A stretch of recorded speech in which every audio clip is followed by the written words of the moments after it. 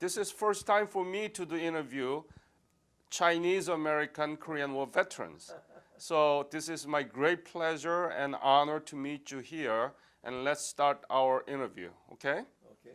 Yeah, please introduce yourself. What is your name? My name is Edward Wong, and I was born in Hawaii. When were you born? I was born in the month of July 17, 1930. And in Chinese, they have the month, I was born in the year of the horse. Yep, horse.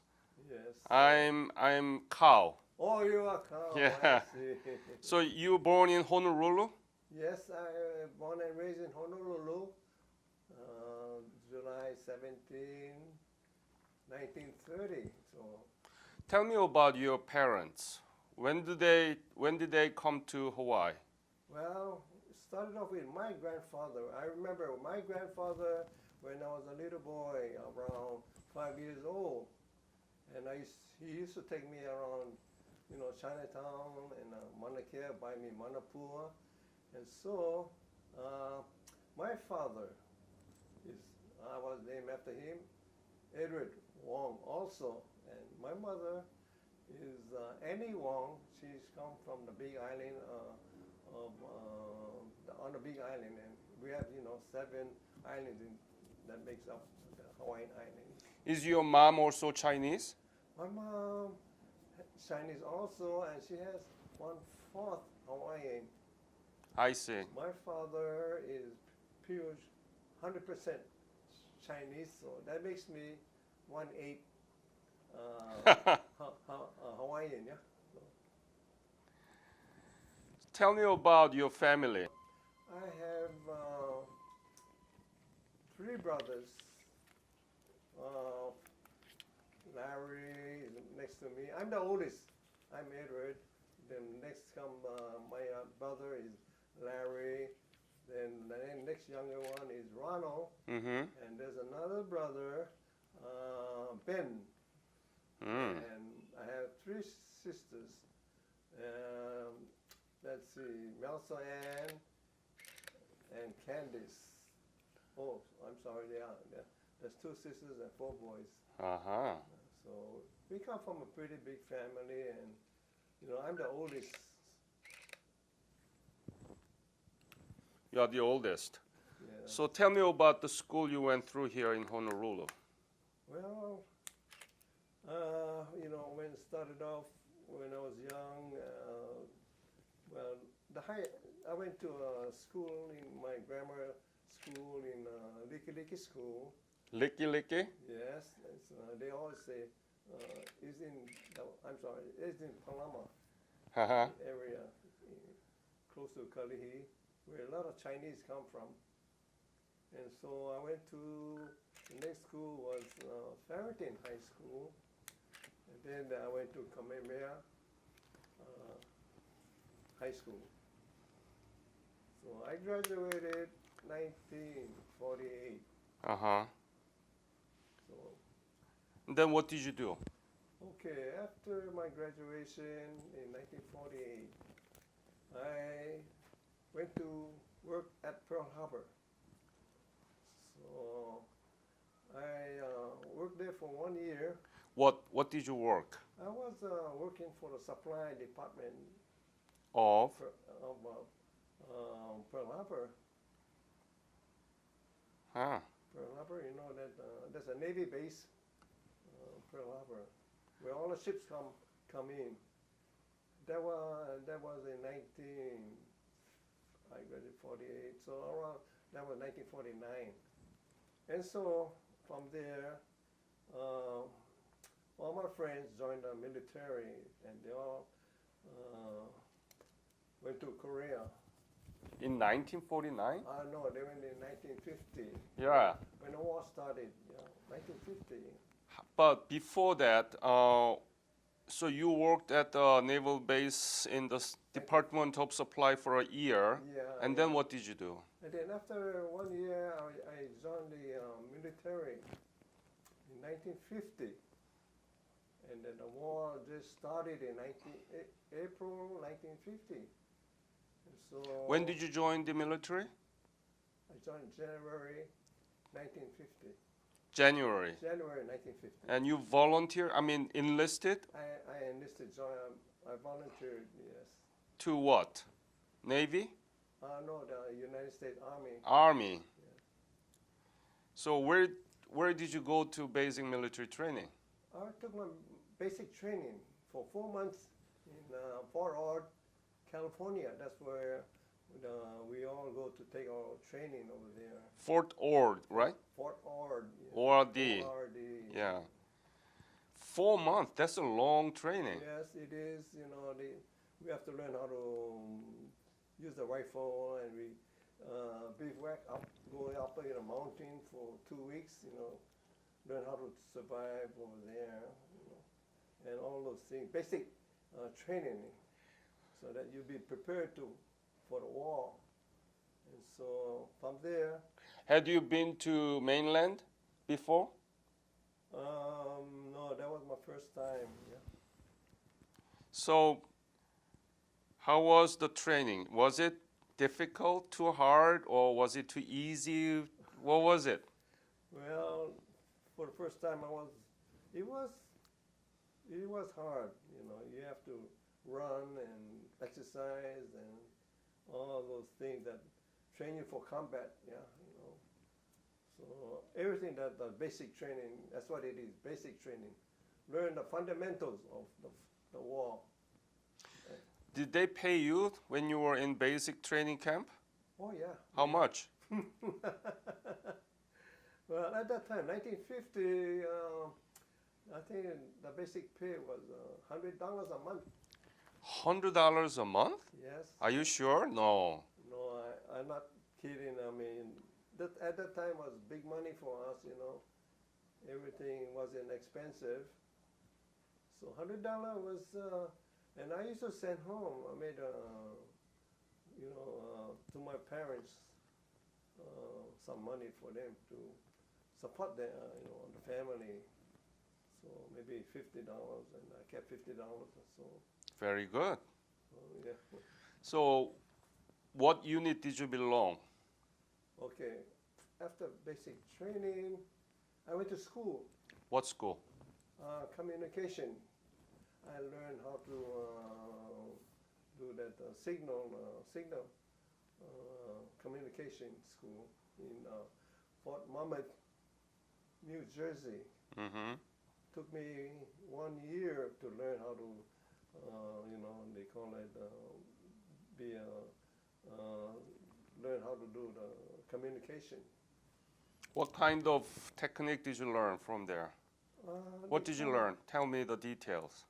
Well, I was assigned to that, they call it, I forgot, press the thing, Morse code. Yeah, Yes. yeah, Morse code. And that took us about 1 year. And all day it takes about almost 8 hours a day. We get a little break and lunch. And so, a lot of people cannot stand it. They had to go to the what you call medical for something to make them comfortable. And so for 1 year I did that, so it came out okay.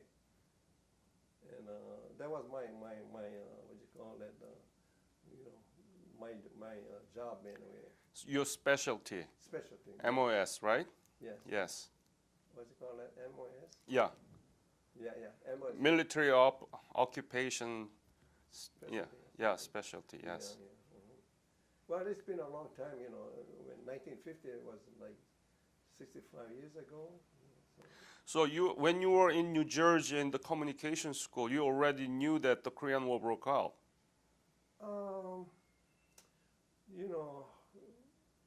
Not really, because we don't have, I don't have the newspaper or anything to read about. 1950, the war started. But I heard about it, people talking about it. But I never dreamed that I would go to ever. Nobody want to dream. Yeah. So the army is like that, when you complete your training, then they assign you. So, and then I was assigned to go to Korea. Did you know anything about Korea before you left for Korea? I have no idea. I have not whatsoever. I don't know anything about, the war in Korea, because the Second World War was in 1941 to 1945, and I was 11 years old. I think I was just when the war started. The Second World War started. I mean, what was going on? Yeah. Anything about Korea before you left for Korea? Well, military, they don't say anything because we go on a boat. We don't go on an airplane. So from California, New Jersey, caught a train back to California. But historically, China and Korea are very close. Yeah. We share the civilization, Mm-hmm. But you didn't learn anything about Korea when you were in school, and you didn't know anything about Korea? No, Did you know where Korea was there? I have no idea because I just came out of high school, and I never thought about war except for another war, except for the Second World War. So when did you leave for Korea? From where? I left for Korea from Fort Monmouth, New Jersey, back to California. We caught a boat over there, transport boat.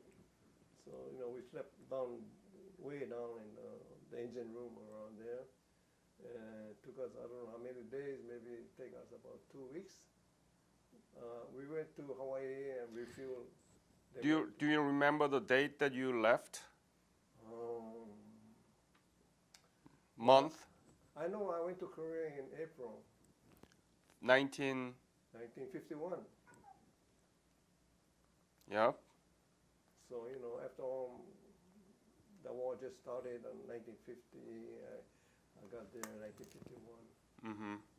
And I was assigned to the communication center in Busan. When did you arrive in Busan? Oh, I arrived there. Was it May? April. Yeah, it could be May 1951. And you were in the communication center. Yes. What was your job? My job was to answer the, telephone and reply back whatever the commander wants and all that. But I didn't stay there long. They transferred me to another outfit. They call it the Special Category Army Air Force. So they put me with this engineering battalion to drive a truck. And I was assigned to Daegu. We had to Air Force Base. And they, all the jets over there, when they land and all that damage airfield, we had to repair it so that they don't, when they land or take off, they don't crash or get into accident. And then we repaired the airfield. We maintained an airfield. Uh-huh. So that was I was transferred from communication to construction battalion. So that's all from Daegu. From Busan, I went to Daegu. Daegu? Daegu Air Force Base, yeah. So I stayed in Korea 1 year. So tell me about your image. I mean, when you first arrived in Busan, how was it? What is your image of Korea when you first landed in Busan? What do you remember? Well, I remember the small little villages and houses, not the modern houses where you, like today, it's just like a villaging. It's not modernized like today. Mm-hmm. The road was all not modern too, so everything was just not modern. So we was like, you don't see the big buildings like you see today. I went there in returned back to Korea in 2009. Mm-hmm. And I was so amazed that I see all the buildings there so modern, so high, all those, not like the small little villages, where the poor people live and outdoor, bathroom or whatever. So it really changed. So, and You couldn't believe that, right? yeah, I couldn't believe, and I was so happy, honored to return back to Korea. And the Korean government really honored us with banquets, and they took us to I was really amazed. They took us to the cemetery. And the cemetery was so big, and they went to the museum after that, and all my classmates, five of them died in the Korean War. Because that's the one that I went to high school with. And they told me, join the army with them, and if I went, I probably wouldn't be back here today, because five of them died. Oh. What was the unit? Well, You belong to division or what? no, I wasn't in the infantry. It's just a construction battalion. Construction battalion Construction battalion, yeah. of? The Air Force, they call it a special category. Uh-huh. Army. I am an Army, Air Force battalion. Yeah, I know. It's you are Army, but you work with the Air Force Air there. Force, that's Yes, right. The Air yes. Base, this is a construction battalion. It's under the Army anyway, but we under the Air Force also. We do the job for them. But you were a communication expert, but the actual job that you did in Daegu was different, right? Yeah. Tell me about the typical day of your job routine. What did you do? When did you wake up? Where and how did you sleep? Tell me about those old things. Well, I'll tell you, when I went there, I was, not like here back home in Hawaii, we so modern, we got everything what we want. And I went there, we have a camp over there. If we live in a camp, you have 12 squad, 12 people live in a tent. And it's so cold over there, April. I'm not used to the cold weather. And we have one heater in the middle that's supposed to keep us all warm, but we are crowded and what, so it's not like It's not like Hawaii. yeah, it's not like in Hawaii or we've just like cold. And when we stand guard, we got to stand guard, and out in the open, and then we out. It's so cold. Some people get frostbite, but I'm lucky I didn't get frostbite. So what was your job there in Daegu? Well, in Daegu, I have to drive a big truck. It's a 4-ton truck or something like that. We carry material, asphalt, to repair, the airfield. So that the planes, when they land, they don't crash. Then that was the job we did to repair the airfield. And we had to wait, and then when it's all clear, then all the jets come back, and we made sure that the airfield is safe for landing. You did drive the big truck. What did you carry? Oh, we carry asphalt, dirt, cement, all those things that to repair the airfield. And then after that, we stay there. We have some other people that all I do is just bring the material, and other people they have the machine over there that really do the repairing. So, did you know what you were doing there? Well, there was they gave me instruction what to do, where to pick up the material and, to take it there. Otherwise, we get lost because, and then after that we return back to our base. We don't stay over there. No, my question was, did you know why you were there? What was your mission? Well,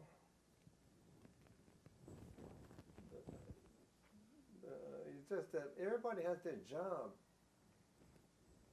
So, I was communication at first. Then, Army, where they lead you, they send you over there. So I don't ask questions. Yeah. You just gotta go. Yes. You So just right answer there, to the call, right? They need you there, you just have to go there. If they tell me be a cook, I'll be a cook. If they tell me what's the dish, I wash the dish. So, and I was an enlisted man, I was an officer. I have to do my job the best as I can. I get the instruction what to do, and that's how we do it. We don't do it just what on my own. We do it because somebody gave us instruction on it, Yep. higher command. What was you said that the cold weather was very hard to stand. Any other things that really difficult for you to be there? Any what? Difficult things. Well, besides just the cold weather, that's about the only thing that I encountered, that I never experienced before. Back home in Hawaii, it wasn't cold like up. Where in Korea, well, it's, I don't know how many degrees, maybe 20 degrees, but I know it's cold already. We have to wear a heavy coat and all that thing. Were you lonely? You were discouraged, or did you write a letter back to your family? Well, I was a young boy. I was, let me see, I was about 20 years old, I think, yeah. Uh-huh. So, I write back to my family, tell them how I am, how, everything is okay. But whatever going to happen to me, I serve my country. That's all I can think of. If they send me, give me instruction what to do, I just have to do it. So that's my job, Were there many Chinese American soldiers with you? I don't know. They might be, but You don't remember? I don't remember. Ah. So there were not many Chinese American soldiers at the time. Yeah, because a lot of foreigners.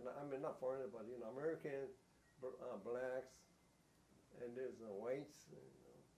I'm Oriental, so and there's not too many Orientals where the place I work for served. Were there any discrimination against the Oriental, Asian people? No, we all work together. We never had any any bad feelings or anything. We work together as a team. So they treat you nice. Oh, everybody was treated equal. Everybody equally, yeah. Everybody was treated equally. What did you eat and where did you sleep? We get a ration, yeah.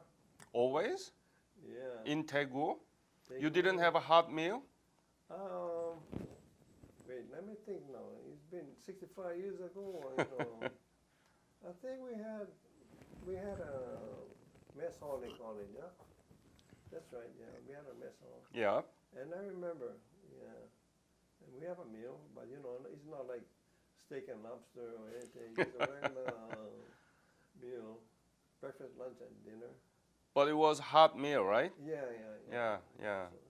So that part is okay, Where did you sleep? Well, we slept in a tent. Tent? A tent big enough for hold 10 to 12 people. Like I said, they had a heater in the middle. And then the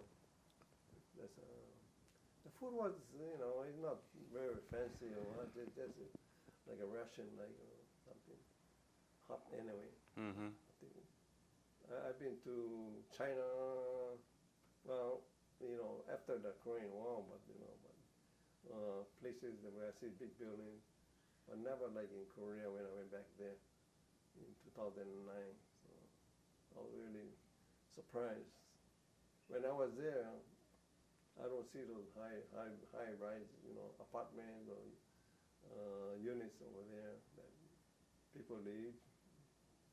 So everything was the road, the traffic, a lot of traffic there. Modern.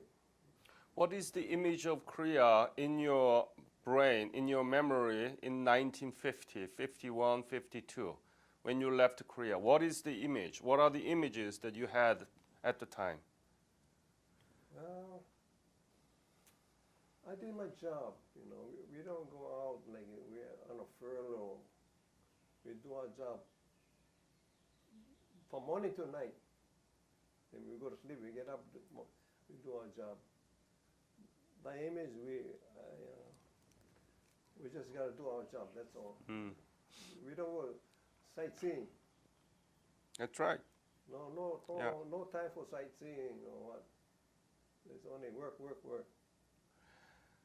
So now, what is Korea to you personally? I'm glad that South Korea has improved, and people there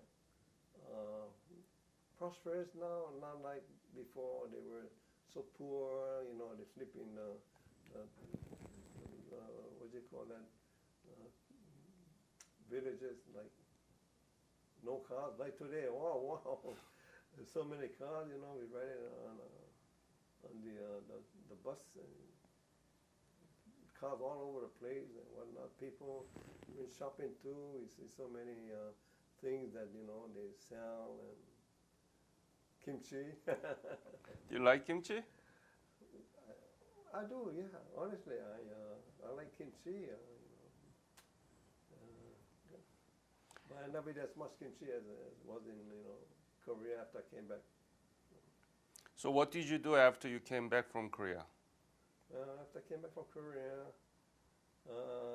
I went to school under the GI Bill of Rights. The government pay our education. Mm-hmm. So I went to take up what do you call that? A trade. Yeah. Air conditioning and air conditioning. So that was my trade. Sheet metal, air conditioning. So government really takes care of us. And today we have our medical at Triple Hospital. They take care of all the veterans. All the veterans. You don't have to serve in a war, but I'm very fortunate that any kind of medication I need, pills, or I had a surgery, the military, the government take care of us. So it's something I really appreciate, the government. What is your, are you proud that you served in the Korean War?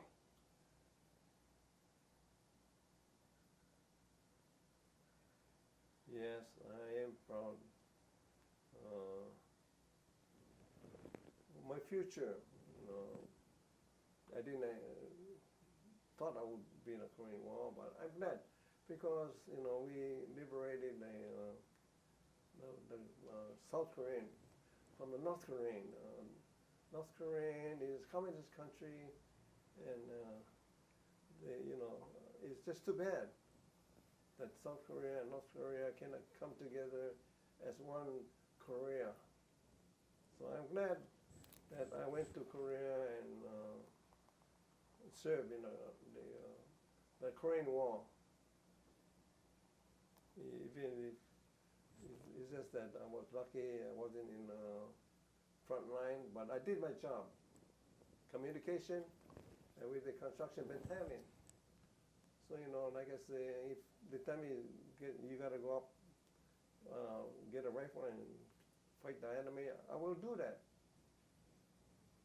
because I serve my country. Very nice. Do you have any message to our young generations now, based on your military career and experience? Well, you know, now that you hear of the Afghanistan war, all the Iraq war, and all those wars, it is different from the Korean War. Those wars is uncalled for. Like, you know, United States taking all the burden, doing so many men, and all the other countries, they don't help as much. So it's just that the other wars is something that hopefully, you know, will be have a peaceful ending. People come together and not fight. And you know, when you kill people, it's something that the good Lord. I'm a Catholic, so the good Lord that will maybe one day that bring the whole world come together and live in harmony, in peace. I hope there will be, this war will end in Iraq, Iran, you know, all those countries like that. It's terrible. It is. It is the killing innocent people. And so, like me, I fought in the Korean War. You know, I saw what happened, and I can imagine what's going on now, and killing people. I hope, you know, everybody comes to a peace, not killing people. Any other things that you want to say to this interview? Oh, like you said about the young ones. I have three children, 2 sons. You know,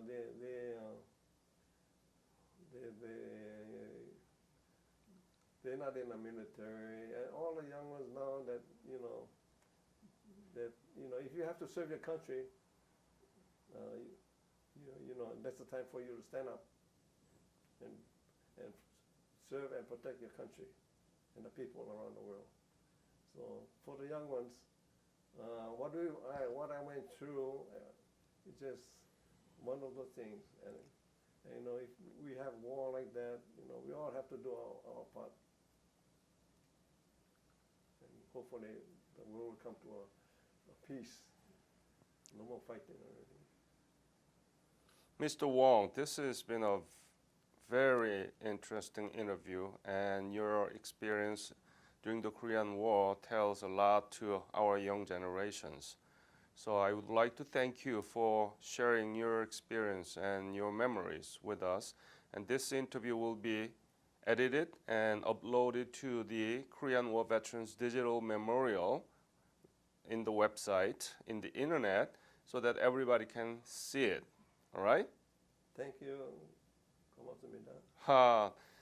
Any other message you want to say to me?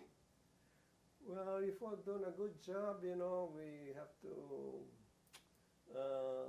you know, as a family, keep the good work. Keep up the good work.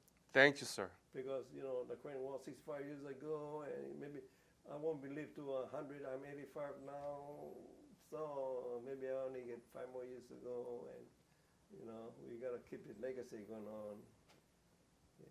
Absolutely. Thank you very much. You're welcome. Thanks.